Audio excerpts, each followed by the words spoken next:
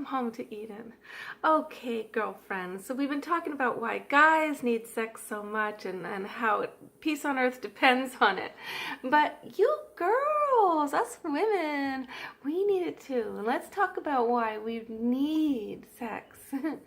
We need our, when a woman is pleasured, really pleasured and fulfilled on these different levels of physicality and the heart along with that, there's this health that floods through our whole bodies, and there's this feeling of well-being that permeates our life.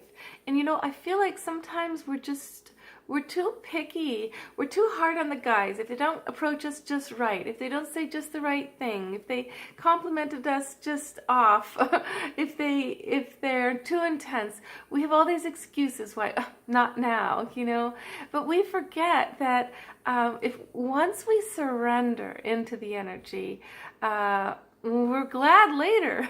And of course we need to be brought there a lot of times. We're too in our heads. And we need the guys to help us get there, So you might want to give your guys some just surefire things he can do that help you. Now, there's a really interesting little contraption, two contraptions that I suggest. One is a guy friend of mine, a neighbor, showed me this thing that he made for his girlfriend and him, where he made a tray with 8 little holes, or kind of like little dishes, and he put marbles in a little bowl at the top of this thing. And the deal was, each one side is for him, one side is for her, and there's total availability to have sex right now. I'm so hot. There's please connect with me. I need to have emotional connection. There's I am not available. I am in my own space. And there was something like warm me up, please. So if you felt really into having sex, like you put in the first one all your marbles, or if you're kind of into it, maybe 2 marbles, or you put 1 marble in every single one of those things, whatever your truth is, right? So it was a non-verbal way for him to know where his girlfriend's at without having to feel humiliated when she says no, and for her to express herself so that she could feel chaste, and she didn't have to say, okay, I want sex, and then she feels like she's the guy, directing the show. Now, another thing is something I did that was really fun to do. Of course, I did it with the wrong guy and it didn't work with him, but I haven't given up yet. This is a sexual advent calendar, okay? So I made this advent calendar for this relationship. Well, it was my husband. We had lost our connection. So I thought, I know what'll help. He doesn't know me anymore. He doesn't even know what I like, So behind every door, I painted this incredible painting of the chakras, actually.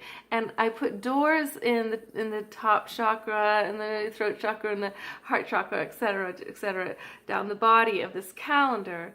And so the heart chakra doors were sexual adventures that would open my heart. The lower chakras were sexual adventures that would make me feel kinky, randy, really physical, grounded, etc. Adventures that would help me express myself and help me know him. And I drew pictures and really explained the adventures, like take me on a picnic and let's get naked in the bushes, or kitchen gadgets during dinner. I don't know. I just made up all kinds of crazy stuff. Some was funny and ridiculous, and some was like more spiritual and high, meditating with candles, on a mountaintop, etc. Now, my guy looked at 3 of the adventures, got scared, and basically hid the calendar. From then on, I would never look at it again. So eventually I set it on fire as a big prayer. But it's kind of sad, right? Well, sorry, that's really sad. But your situation's different. You didn't choose somebody who's really absolutely your opposite in your compatibility. You were wiser. You actually, maybe you interviewed them and you found out before you committed to them for years on end. You found out if you had anything in common with your life goals. Good for you. So those are two ways to communicate your needs, because we know that sometimes it feels like we express our needs in a way that's just not very creative, or we kind of blame the other person. We say, you should know already. And that's fun if they know, but it's not maybe really realistic. So, girlfriend, just remember, when you let yourself go there, however you get there, there are these synapses that open through your whole body, and health reigns supreme.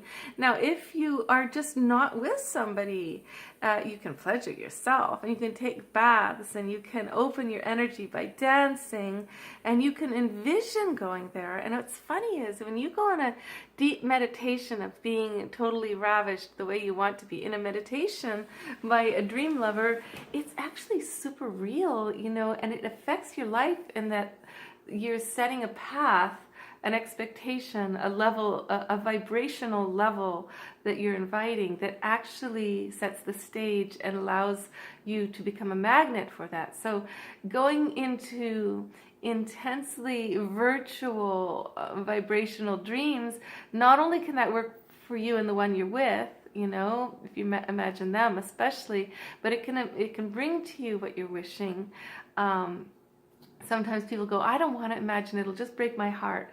And if they're in a, because I don't have it and it might never come, and it makes me want it more. And it makes, like I see women who are really unhappy in their relationships, and if you say to them, hey, let's imagine it going great, let's imagine, you know, a whole transformation, they go, I don't, it makes me too sad because we're so not there. We haven't had sex in weeks or months. Avoiding the feeling of the joy and the wishing for it actually sublimates your energy and makes it less and less likely. So don't avoid it, darling. Okay? Go right into the desired dream. The desired dream brings it. Okay? Yeah. And making wonderful tools to play with your beloved is a nice way to do that. Sexual Advent Calendar and what should we call the other one? It's kind of like, what is it? Golf? Marbles? Okay, no, much love.